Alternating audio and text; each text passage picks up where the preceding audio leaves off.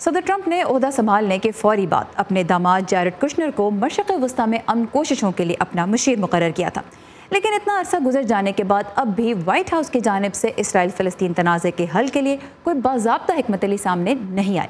لیکن اس دوران ٹرمپ انتظامیہ نے کچھ ایسے اقدامات ضرور اٹھائے ہیں جن کا اس تنازع کے حل کی کوششوں پر گہرا اثر پڑا ہے،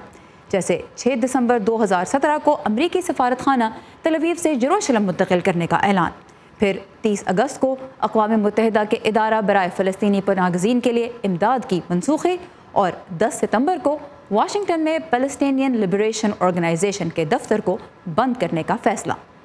تو اس وقت ہماری ساتھی نخبت ملک واشنگٹن میں اس عمارت کے باہر موجود ہیں جہاں سے کچھ روز پہلے تک PLO کا دفتر کام کر رہا تھا۔ نخبت، پہلے تو یہ بتائیے کہ یہ دفتر کب سے واشنگٹن میں موجود تھا اور یہاں کیا سرگرمیاں جاری تھیں؟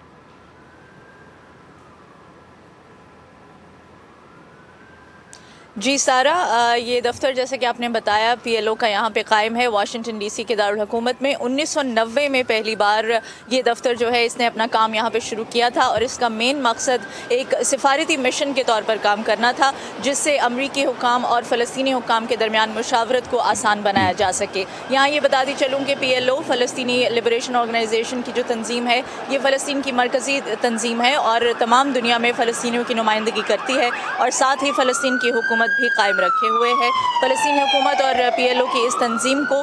سیاسی جماعت فتح جو ہے وہ کنٹرول کرتی ہے۔ جی، اب یہ جو دفتر بند ہوا ہے، ریسنٹلی ہوا ہے، کیا جواز پیش کیا ٹرمپ انتظامیہ نے اس فیصلے کا کہ یہ دفتر بند کر دیا جائے؟